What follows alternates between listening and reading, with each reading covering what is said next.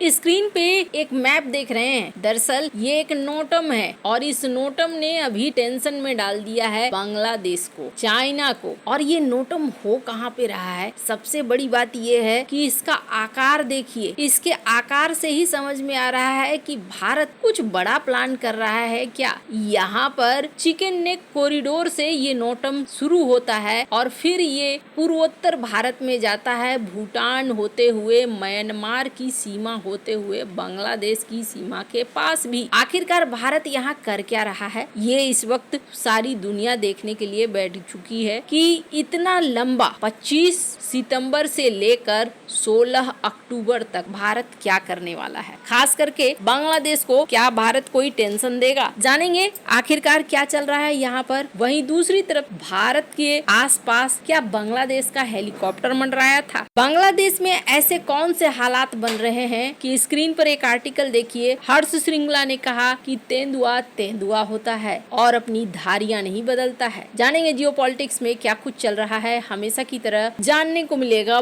बहुत कुछ। आइए जानते हैं इन खबरों को विस्तार से। जैसा कि ये जो इलाका देख रहे हैं, ये नोटम, आपको बता दूं नोटम के बारे में कई सारी चीजें चौंकाने वाली आ रही हैं। पर उससे पहले भारत के आसपास किस तरीके के हालात हैं। खास करके भारत इस वक्त अपने पूर्वोत्तर में बहुत ज्यादा एक्टिव हुआ है। स्क्रीन पर एक आर्टिकल देख रहे हैं, जिस आर्टिकल में ये कहा जा रहा है कि एलएनजी की सप्लाई थोड़ी अवरुद्ध हो गई है बांग्लादेश को लेकर, चाहे वो महंगाई हो या फिर अन्य कारण हो। इस वजह से अब बांग्लादेश एक बार फिर से मजबूर हो गया है भारत से ज्यादा मात्रा में बिजली खरीदने के लिए। पहले बांग्लादेश ने बिजली की मात्रा को कम कर दिया था, लेकिन अब धीरे धीरे समय की मांग है तो ये भारत से बिजली खरीद रहे हैं। अब इसे देखकर ऐसा लग रहा होगा कि ये भारत से बिजली खरीद रहे हैं तो रिश्ते तो अब एकदम से ठीक ही हो चुके हैं, अब कोई दिक्कत तो नहीं होनी चाहिए। तो यहाँ वैसी सीन नहीं है। स्क्रीन पर द इकोनॉमिक्स टाइम्स की एक आर्टिकल को देख सकते हैं, जिसमें पूर्व सचिव हर्ष श्रृंगला ने एक बहुत बड़ी बात कही है और इन्होंने कहा है कि तेंदुए अपनी धारियां नहीं बदलते हैं। क्यों कहा ऐसा, तो ऐसा कहने के पीछे कारण ये है कि ढाका के छात्र संगठन और छात्र चुनाव में ये देखने को मिला है कि जमाते इस्लामी की जीत हुई है और जमाते इस्लामी की जीत एक बड़ा सिग्नल दे रही है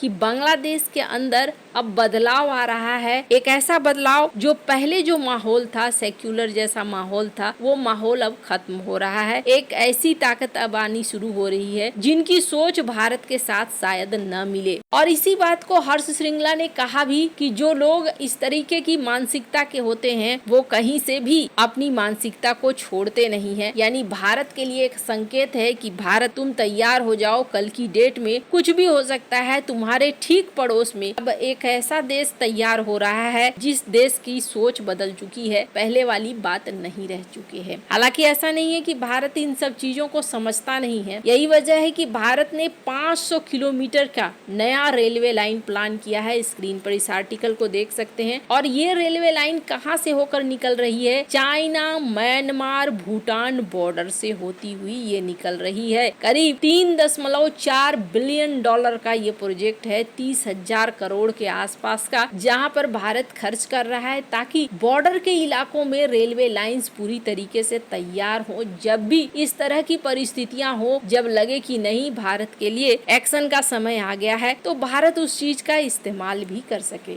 मुख्य रूप से भारत पूर्वोत्तर राज्यों को, जैसे कि अरुणाचल प्रदेश, असम, मणिपुर, मेघालय, मिजोरम, नागालैंड, त्रिपुरा और सिक्किम को जोड़ रहा है। इसके अलावे कश्मीर घाटी को बारामूला से जोड़ने वाली लाइनें पहले से ही बनाई गई हैं, इसे भी जोड़ा जा रहा है। लद्दाख के उत्तरी क्षेत्र में चीन सीमा के पास भी कई लाइनों को बनाया जा रहा है। कहा जा रहा है कि अब तक 1700 किलोमीटर की रेल लाइनें पूरी हो चुकी हैं। यानी ये सारी चीजें सिर्फ कागज पर नहीं है, बल्कि अब धीरे धीरे 500 किलोमीटर की नई जोड़ी जा रही है। और ये जो योजना है ना, ये भारत की जो झड़पें हुई है, जैसे 2020 का गलवान या फिर 2017 का डोकलाम, जो कि भारत, भूटान, चीन त्रिकोण पर है, ये रेल नेटवर्क अगर तैयार रहते हैं तो सैनिकों की तैनाती को कम समय लगेगा, लॉजिस्टिक भी मजबूत होगा और प्राकृतिक आपदा आ गया या सैन्य आपातकाल आ गया तो जो प्रतिक्रिया होगी वो बहुत तेजी से होगी। इसके साथ साथ बुनियादी सड़क के मार्ग भी बनाए जा रहे हैं। पिछले 10 सालों में 9,984 किलोमीटर के राजमार्ग बनाए गए हैं, 5,055 किलोमीटर के बनाए जा रहे हैं। पूर्वोत्तर में एडवांस लैंडिंग ग्राउंड्स को फिर से सक्रिय किया जा रहा है।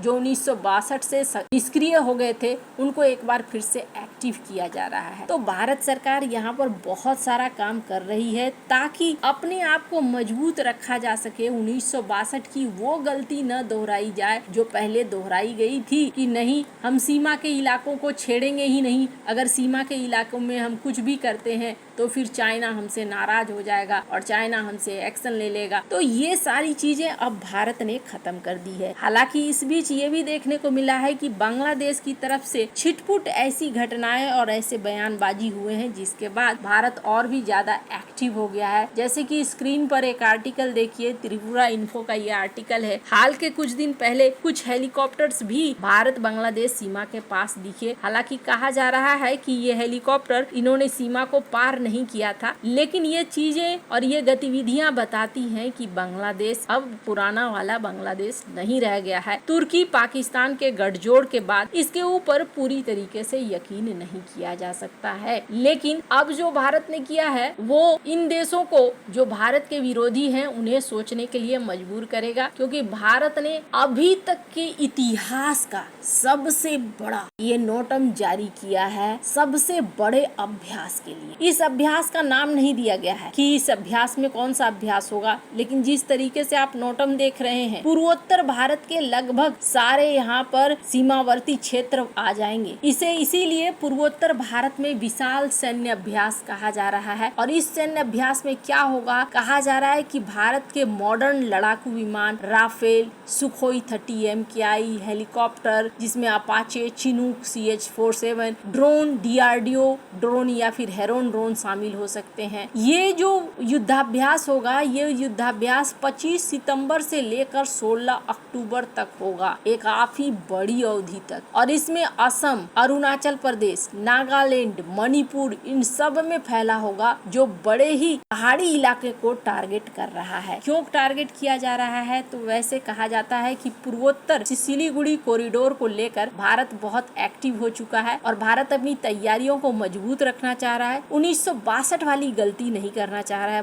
भारत इस इलाके पे वायुसेना को बहुत ज्यादा एक्टिव रखना चाहता है और हर परिस्थितियों को एक बार में ही देख लेना चाहता है। कहा जा रहा है कि ये जो युद्धाभ्यास है ना, ये भारत का जो विजन है 2047 उस योजना का हिस्सा है। भारत की 100वीं वर्षगांठ तक भारत अपनी वायुसेना को आत्मनिर्भर बनाना चाह रहा है। हालांकि इस युद्धाभ्यास से अपनी ताकत भी इस इलाके में भारत साबित करना चाह रहा है। हालांकि काफी बड़े दिनों तक रहेगा, करीब 20 दिनों तक ये युद्धाभ्यास चलेगा। मायने करता है, अब देखना होगा क्या होता है क्या नहीं होता है। आपको क्या लगता है इन सब मामले में, आपकी क्या राय है, कमेंट कर जरूर बताएं। जल्द मिलते हैं अगले वीडियो में नई खबर के साथ।